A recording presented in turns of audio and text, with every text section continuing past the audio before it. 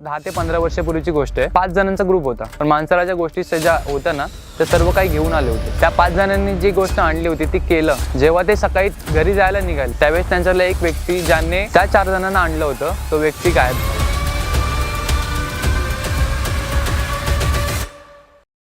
तर नमस्कार मित्रांनो, सिनेमॅटिक महाराष्ट्र या यूट्यूब चॅनलमध्ये मी आपलं स्वागत करतो. तर मित्रांनो, आज आहे आपल्यासोबत आनंद जंगम, जे की रायरेश्वरमध्ये स्थायिक ग्रामस्थ आहेत, जे की आपल्याला इथल्या रायरेश्वरबद्दल इन डिटेलमध्ये माहिती देणार आहेत.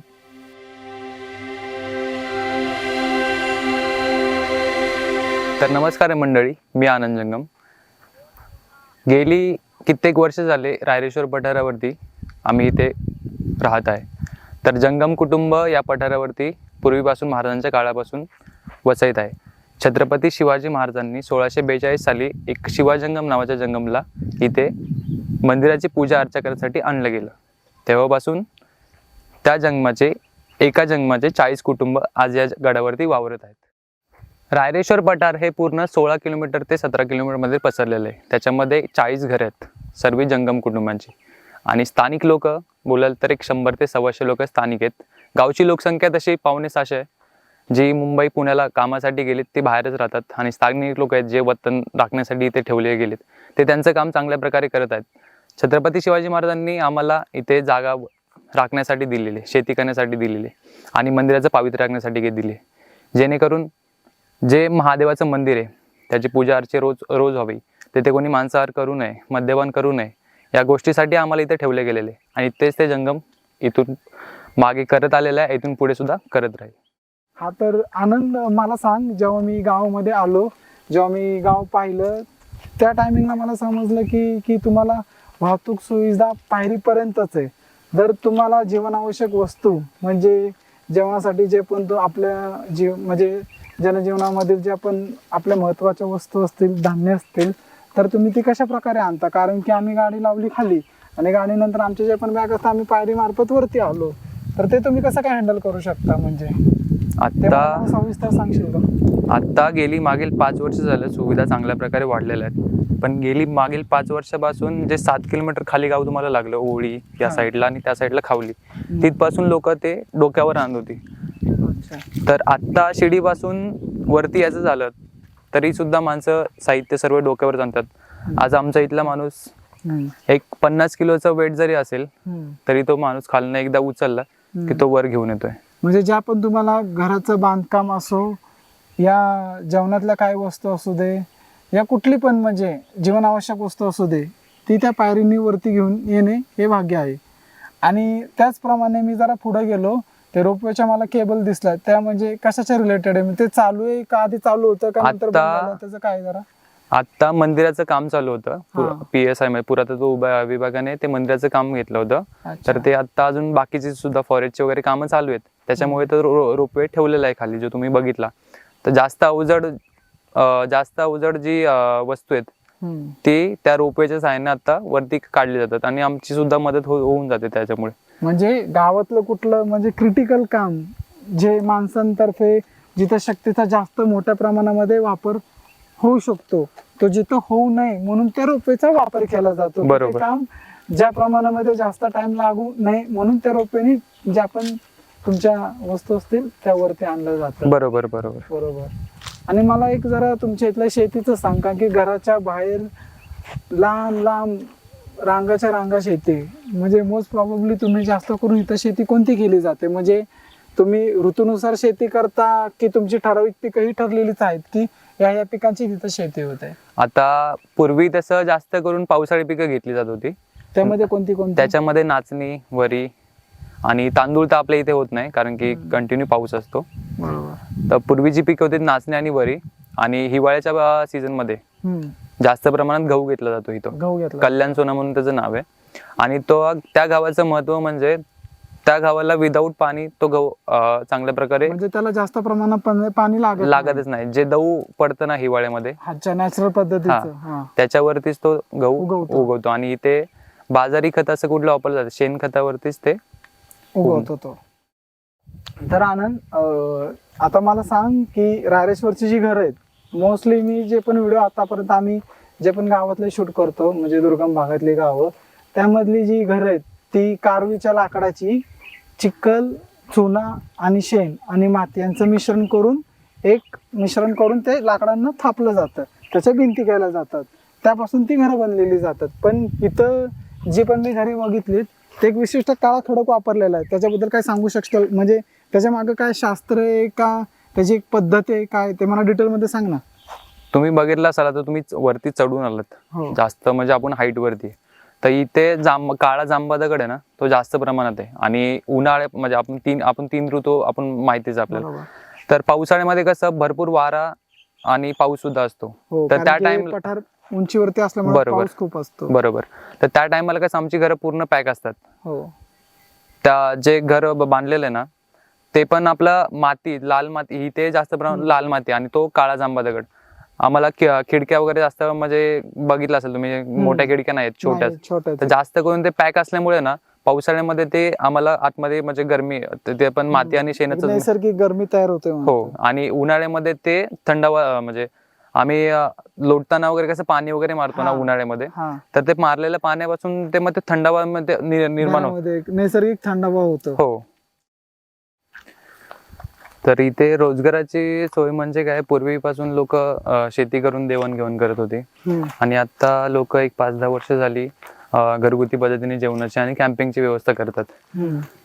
पण आम्ही जंगम म्हटलं की आम्ही फक्त शाकाहारी जेवण. अच्छा, म्हणजे मांसाहार इथं वरती चालतच नाही. कारण की आम्ही मागच्या टायमिंगला आलो होतो इथे, म्हणजे महादेवाच्या मंदिरामध्ये पाय पडण्यासाठी. तर इथल्या गावकऱ्यांनी विचारलं होतं की जेवणासाठी काय, तर माझ्या एका मित्रांनी विचारलं होतं की हे भेटेल का, पण त्यांनी सेपरेटली सांगितलं होतं की इथं मांसाहार चालत नाही आणि तुम्ही याची मागणी देखील करू नका. बरोबर. म्हणजे त्याच्या मागे काय कारण आहे का, इथं आधीपासून पिढ्यानपिढ्या तुम्ही घेतच नाही मांसाहार? आम्हाला मेन मुळात मंदिराची पूजा अर्चा करण्यासाठी आणले शिवाजंगमला. आणि जसं तुम्ही बोललात की पिढ्यानपिढ्याच हे कार्य पुढे चालत राहावं, की जेणेकरून इथे कोणी मांसाहार खाऊ नये, या गोष्टीसाठी आम्हाला ठेवलंय. पण असा कोइन्सिडेन्स इथे झालाय की लोकांना सांगून सुद्धा त्यांनी ते ऐकलं नाही. 1642 साली शिवाजंगमला इथे आणलं गेलं. त्यावेळेस इथे कोळी लोकांची वस्ती होती. त्या कोळी लोकही सुद्धा अजून सुद्धा पठारावरती राहतात, ते मागे 2 किलोमीटर अंतरावरती. शिवाजंगमला इथे का आणलं गेलं, इथे स्वयंभू महादेवाचं मंदिर आहे. त्या मंदिराची पूजा अर्चा करण्यासाठी आणि महाराजांनी इथे हिंदवी स्वराज्याची शपथ घेतली. त्याच्या मागचं कारण सुद्धा असेल काही ना काहीतरी. तर या पठाराचं पावित्र्यासाठी एका जंगमला इथे आणलं गेलं आणि त्या जंगमाच्या 40 कुटुंब आहेत आणि ते कुटुंब आज त्यांचं कार्य करत आहेत. तर असाच एक इन्सिडेंट मी तुम्हाला सांगतो.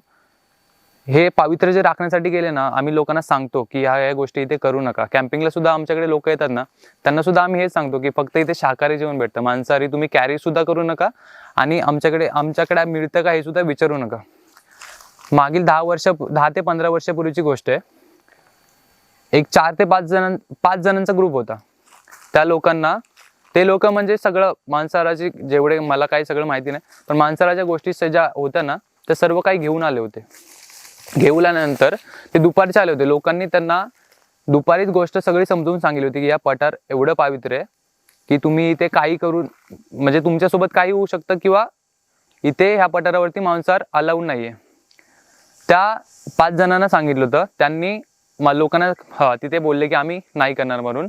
लोक संध्याकाळी घरी गेल्याच्या नंतर त्या 5 जणांनी जी गोष्ट आणली होती ती केलं. मांसाहार असो, मद्यपान असो, त्या गोष्टी केल्या. आणि केल्याच्या नंतर जेव्हा ते सकाळी घरी जायला निघाले, त्यावेळेस त्यांच्यातला एक व्यक्ती ज्याने त्या 4 जणांना आणलं होतं, तो व्यक्ती गायब झाला. गायब म्हणजे अजूनही. आणि तो व्यक्ती म्हणजे एका पोलीस अधिकाऱ्याचा मुलगा होता. त्या पोलीस अधिकाऱ्यांनी ही गोष्ट कुठे ना कुठेतरी लिखित सुद्धा असेल, तुम्ही बघू सुद्धा शकता. 5 जणांमधला एक व्यक्ती गायब झाला आणि त्याचा अजून सुद्धा पत्ता नाही. सांगायचं काय तुम्हाला की पठारावरती ज्या गोष्टी सांगितल्या जातात, किंवा कुठल्याही देवस्थानाच्या ठिकाणी ज्या गोष्टी तुम्हाला सांगितल्या जातात, त्या पाळाव्या, कारण की त्या महत्त्वाच्या आहेत. तर आनंद, मला सांग, टोटल तुमच्या इथं बघितलं तर एक बोटावर मोजणे इतकी घर आहेत, जास्त काय लहान मुलं नाही आहेत. तरी शिक्षणाची पद्धत आणि शिक्षणाचं म्हणजे जरी गावातल्या मुलाला शिकायचं असेल तर इथं कुठंच मला पठारावरती, म्हणजे तुमच्या इथे गावामध्ये कुठं शाळा शिकत नाही. त्याच्याबद्दल कसं आहे, म्हणजे इथं जर इथल्या मुलांना शिकायचं असेल तर त्यांना इथून किती किलोमीटर पर्यंतचा प्रवास करावा लागतो, का तशी काय सोय आहे या गावामध्ये? पहिली ते 7वी तसं लहान मुलांसाठी शिक्षणाची सोय आहे, मंदिराच्या बाजूलाच आहे. पहिली ते 7वी. हां, आणि 7वी नंतर म्हणजे उच्च शिक्षणासाठी जर म्हणलं तर तुम्हाला म्हणजे पर्याय म्हटलं की इथून वाईच्या अलीकडे आसरे म्हणून गाव आहे आणि भोर साईडला आंबवडे म्हणून गाव आहे. तर अशा 2 ठिकाणी म्हणजे 7 ते 10 किलोमीटर मुलांना चालत जावं लागतं. म्हणजे डेलीचा अपडाऊनचा डेलीचा अपडाऊन, कारण की इथून कुठला एसटी महामंडळाची कुठली एसटी बरोबर. रेग्युलर चालू नाही किंवा कुठला ट्रान्सपोर्टचा कुठलाच सुविधा नाही. सुविधा नाही. आणि मी इथं गावाच्या बाजूने जे पाण्याचे तुम्ही नळ लावलेले आहेत ते ऍक्च्युअल मध्ये प्यायचं पाणी की वापरायचं पाणी, म्हणजे इथं पाण्याची तशी मुबलक सुविधा आहे या गावामध्ये. आणि तुम्ही जे मी बघितलं तर खालून बायका डोक्यावरती हंडा भरून आणतात, ते गोमुखातलं पाणी, जे की मंदिराच्या बॅक साईडला जो झरा आहे त्या झऱ्याचं पाणी तुम्ही पिण्यासाठी वापरता. बरोबर. मग हे पाण्याचं कसं काय, म्हणजे वापरण्याचं पाणी तुम्ही बघितलं असेल नळाच्या मार्फत येतेच, पण ते सुद्धा आम्ही 2 दिवसांनी सोडतो पाणी. अच्छा, म्हणजे कंटिन्यू नसतं, कंटिन्यू नसते, 3-4 दिवसातनं एकदा येतं ते बरोबर. पाणी. तसं हिवाळ्यामध्ये असते, पण ह्या पुढच्या उन्हाळ्याच्या 4 महिन्यांमध्ये ते 2 दिवसाआड किंवा 3 दिवसाआड सोडावं लागते. ते पाणी तसं पाण्याचे स्रोत भरपूर आहेत. जिथे महादेवाचं मंदिर आहे ना त्या ठिकाणी पाण्याचे स्रोत भरपूर आहेत. नैसर्गिक पाण्याचे नैसर्गिक पाणी जे 12 वाहतात. अच्छा. फक्त ते एका जागेवर जमा जर केलं ना तर इथला माणूस 12 महिने पीक घेऊ शकतो, असं सुद्धा आहे. आणि जे गोमुकुंड तुम्ही म्हणताय, जे पिण्यासाठी पाणी वापरलं जातं, तर त्या पाण्याचा स्रोत तुम्ही बघितला असेल एकदम बारीक, म्हणजे आपल्या नखा एवढी सुद्धा आता त्याची धार वाहते. तर जो जंगम आहे इथे राहणारा, तो त्या गोमुखातलं पाणी हंडा लावून म्हणजे भरून रोज घेऊन जातो. तर त्याला एक हंडा भरण्यासाठी अर्धा ते पाऊण तास तिथे थांबावं लागतं. एक हंडा भरून घेण्यासाठी. एक हंडा भरून घेण्यासाठी त्याला. आता चालू एप्रिल, मे, जून, म्हणजे असं कधी तुम्हाला जाणवलंय का की एवढ्या कनकुनाच्या टायमिंगला ती धार कमी झाली आणि ते पाणी आलंच नाहीये? पाणी ते असं संपलं नाही कधीच, फक्त कमी झालंय पूर्ण. म्हणजे एक तासाच्या ऐवजी 2 तास थांबायला लागले लोकांना. पण ते लोकांनी दुसरे तुम्हाला स्रोत म्हणलं पाण्याचे, जसं की आता ते घरापासून 100 ते 500 मीटरच्या अंतरावर होते, पण ते दुसरे पाण्याचे स्रोत आहेत ते नाही म्हटलं तरी 1-1.5 किलोमीटर लांब आहेत. मग लोकांना तिथून परत पाण्याचे हंडे डोक्यावर आणावे लागतात. म्हणजे हा नाही तर तो स्रोत तुमच्या गावाला आहे. हो. नैसर्गिक पाण्याचे स्रोत तसे मुबलक आहेत. हो. तर मला जो नैसर्गिक पाण्याचा स्रोत आहे, म्हणजे मंदिराच्या अगदी बाजूला बोलतोय तू, तो मला दाखवू शकतोस का? हो, जाऊया ना आपण. चल.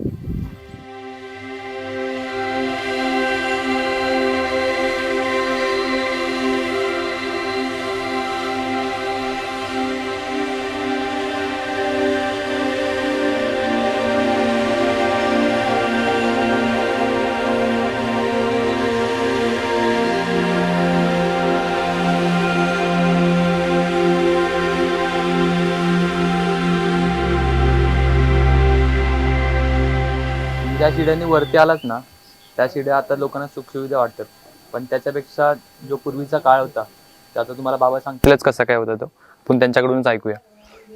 शिडीचा संबंध जर सांगायचं म्हटलं ना तर ह्याच्या आधी शिडी नाही तर नुसतं म्हणजे ते कपारीतून, दगडाच्या कपारीतून पायाचा अंगठा फक्त बसत होता. अशा अवस्थेमध्ये या ठिकाणी आजारी पेशंट वगैरे ते डोलीमधून आम्ही खाली नेत होतो दवाखान्यासाठी, आणि तेही कमीत कमी तरी 10 किलोमीटरपर्यंत आम्हाला पायी प्रवासानं तिथपर्यंत जाणं लागत होतं. आणि आता कुठेतरी तो रोड झालेला आता 4-5 वर्षापूर्वी. ह्याच्या आधी तर 10-1 किलोमीटर तरी आम्हाला चालत जावं लागत होतं आजारी पेशंट वगैरे घेऊन. डिलिव्हरीचा पेशंट असू, सर्पडोसचे केस असू, तोपर्यंत तिथपर्यंत पोहोचेपर्यंत त्याची बिकट अवस्था होत होती.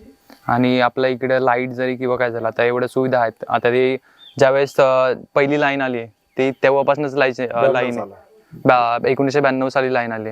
अजून आपल्या पाण्याचे जे आपण आता सुद्धा डोक्यावरती पाणी आणतो किंवा काय, आपलं मागलं पाणी ते सुद्धा उन्हाळ्यामध्ये 4 दिवसानंतर आपण पाणी सोडतो. त्या सर्व काही गोष्टी आपण सर्वांपुढे मांडलेल्या आहेत, पण त्याच्यावरती काम होतं नाही. म्हणजे आता MSCB 92 साली जी लाईट आली तिथपासून पोलांची किंवा डागडूची नॉर्मल कधीतरी केलेली आहे, पण आता तर संपूर्ण पोल जुने झालेले ते ढासळतील असे आम्ही बऱ्याच वेळा निवेदन दिलं, तरी पण त्याच्याकडे दुर्लक्ष MSCBचं आहेच.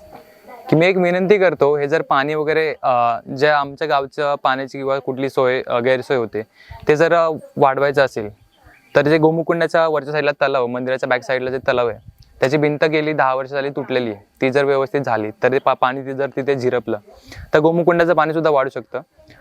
मागे जे वापरण्याचं पाणीच आहे सुविधा जास्त म्हणजे पाणी जर आलं तर शेतीसुद्धा वाढू शकते. मागील जे वापरण्याचं पाणी आहे त्याचंसुद्धा टाक्या पाईपलाईन जे 10 वेळा तुटते, 10 वेळा रिपेअर होतात, व्यवस्थितरित्या वरची टाकीसुद्धा बनवली, तिथून लोकांना शेतीसाठी पाणी कसं उपयुक्त पडेल ह्याच्यावरती जर काम केलं तर खरंच शेती करून माणूस आपलं इथलं जीवन चांगल्या प्रकारे जगू शकतो. आपण जिकडे तिकडे बघतो डेव्हलपमेंट होते, सरकारसुद्धा डेव्हलपमेंट म्हणजे करतेच. तर इथे या ठिकाणी कशा पद्धतीची डेव्हलपमेंट झाली पाहिजे. आता इथे शेती होते, पर्यटन व्यवसाय होतो, अजून भरपूर साऱ्या गोष्टी आहेत. तर त्याच्या निगडीत म्हणजे शेतीशी निगडीत पाण्याच्या विषयी अजून दळणवळणाचं जर म्हणाल तुम्ही, रोडच व्हावं असं नाही, दुसरे सुद्धा अजून भरपूर पर्याय आहेत. तर त्याच्याशी निगडीत सरकारने जर इकडे केलं ना सुविधा, तर खरंच आम्हाला म्हणजे फायदेशीर ठरतील. ह्या गोष्टी समजून घेतल्या पाहिजेत. फक्त डेव्हलप म्हणजे नाही त्या गोष्टी नको, पण ज्या पाहिजेत गरजेच्या त्याच झाल्या पाहिजे असं मला वाटतं. मी अशी विनंती करतो की ज्या ज्या आमच्या अपेक्षा आहेत त्या पूर्ण व्हाव्यात. अपेक्षा म्हणजे काय की वरती रस्ता पाहिजे, रस्त्याची सोय असली पाहिजे, दवाखान्याची सोय असली पाहिजे, आणि सगळ्या गोष्टींकडे जे काय सरकारचं दुर्लक्ष आहे हे नसलं पाहिजे.